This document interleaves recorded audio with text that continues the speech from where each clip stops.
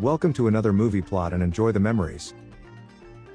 We open in a war-torn Los Angeles 2 days before the 21st century. A lot of the violence is drummed up by a rapper named Jeriko, one who's drawn a lot of attention for openly criticizing the government.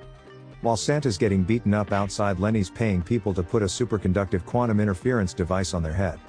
The squid records a wearer's personal experiences onto a small disc which can be played back by anyone willing to pay for it.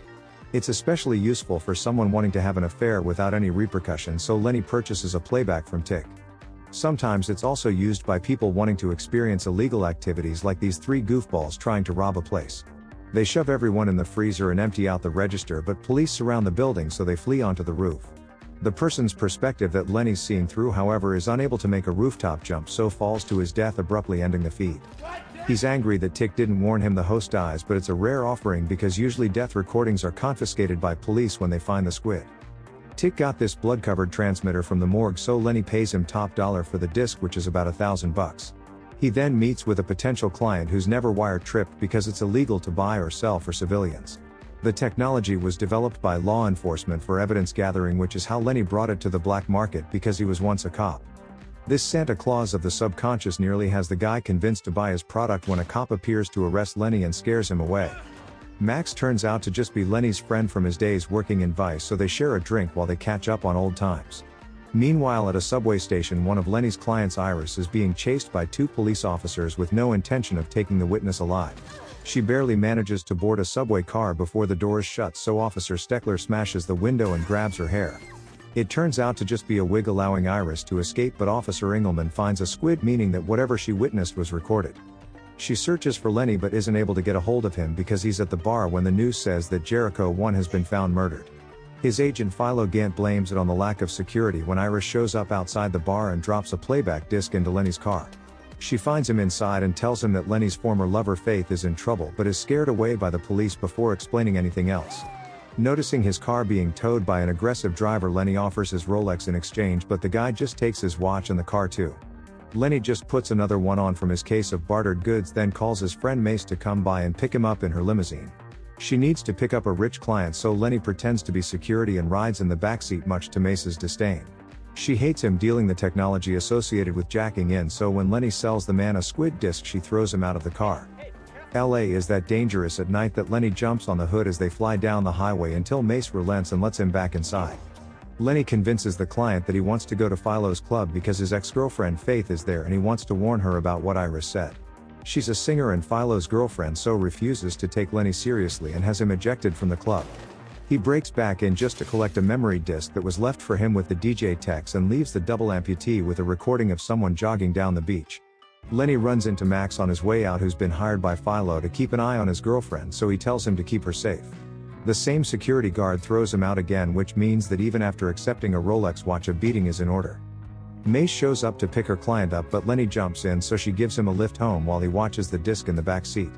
It depicts an almost live stream of a color-blind man breaking into a room at the Sunset region and attacking Iris. He blindfolds her but puts a squid on her head connecting to his own, forcing her to experience his feelings. Once the intruders had his way with her, he strangles Iris to death before Mace can race over there to prevent it happening. They witness Iris being taken out on a stretcher, so Lenny goes over to Philo's place to convince Faith to come with him because it isn't safe. Lenny's so devoted to her because she saved his life when he was a junkie, but is too afraid to stand up to her new abusive boyfriend. He gets thrown out again, however the lift brings him down to the basement where a couple of Philo's goons are there to dish out a beating. They accept a Rolex for a bribe, but Lenny has to stop handing out these things because the butch woman still beats the crap out of him. Mace shows up with some muscles of her own and knocks out all the men, while Lenny wooden chairs the albino and the pair run away. Mace takes Lenny home, where he wakes up on New Year's Eve to find a new memory disc left by the killer on his windowsill. It reveals the colorblind man entering the apartment while Lenny was sleeping and held a box cutter to his throat, but then just left. Lenny and Mace collect all of the recordings, then take the one of Iris being murdered over to Tick so that he can try identify the equipment. He freaks out thinking that he might be implicated, but says Iris was here the night she died looking for Lenny with something to give him. She was trying to go to his car before the cops chased her away, so they travel to the impound to see if she left anything inside. Mace sprays the guard dog with her namesake and they find the disc that Iris left along with a note asking him to help her. Just then Steckler and Engelman show up to steal the disc at gunpoint, but before they can execute Lenny, the guard dog takes one for the team. While Engelman shoots the Rottweiler, Mace shoots Steckler and flees with Lenny, but the officer was wearing a bulletproof vest. The pair chase them to a dead end at the end of the wharf, but Mace's limo is bulletproof, so Steckler pours gasoline on it and sets it on fire. Instead of getting out, Mace drives into the harbor, extinguishing the flames and being presumed dead by the moronic cops. However, the pair manage to escape out the trunk, and Lenny reveals that he only gave the cops a tape of him and Faith, not the real one. They take Mace's son around to her brother's house while they're having a New Year's Eve party so that he will be safe with his uncle. We learn that Mace is so devoted to Lenny because he was the officer who saved her son from his abusive father years ago. Mace also wants to see the evidence of Iris's murder, so Lenny connects a squid to the switchboard of her soul. We're shown from Iris's point of view that she was partying with Jeriko on the night that the both of them were murdered. Along with a couple of friends, they got pulled over by Steckler and Engelman and were ordered out of the Jeep and forced to their knees. We can't tell if either cop is color blind from this angle, but they opened fire, executing them all except for Iris. She escaped because these two uniformed officers are useless and managed to temporarily evade capture by riding the subway. Lenny and Mace call up Max to meet them at Tick's place, but find him catatonic as someone turned him into a human vegetable. They put a squid on him and turned it up to the maximum level, so the three go around to Philo's club to try talk sense into Faith. Max distracts her boyfriend while Lenny learns that Philo knew which hotel room that Iris was staying in, so assumes he's the color-blind assassin. Faith is finally convinced to leave him, so they try to escape the club, but Philo pushes his way past Max and smashes a bottle over Lenny's head. He drags Faith along to a New Year's Eve party in the city, but Max accompanies him to find out which hotel room they're staying in. Mace gets dressed up with a gun strapped to her thigh and goes with Lenny down to the party, hoping to save some more lives. He gives her the recording of Jeriko's murder and tells Mace to give it to the police commissioner because he's the only one that he trusts. However, Strickland threatens to have her arrested, so she leaves it with him before Philo's security guards catch up with Mace on the way out. Again, they don't seem to learn, and she beats them all up again before walking straight out of the building because none of them carry a gun. She's spotted in the crowd by the two dirty officers who begin chasing her through the streets, firing wildly into the partygoers. Meanwhile, Lenny takes the elevator up to Philo's suite and finds a recording left for him by the colorblind killer. It shows him attacking Faith the same way that he did Iris, but she's into it because it's her secret lover Max that's been doing it. Philo catches them in bed, so Max sticks a gun in his mouth and forces him to watch the clip of them getting busy. He then turns up the signal, causing Philo's brain to melt into egg whites, and Lenny finds him catatonic like Tick. Max enters with the intention of framing Lenny for everything, so he uses his former friend's gun to shoot Philo dead. Like a good movie villain, he explains how Philo hired him to kill Iris, then he plotted with Faith against him, but she doesn't want to see Lenny killed, so knocks away Max's gun.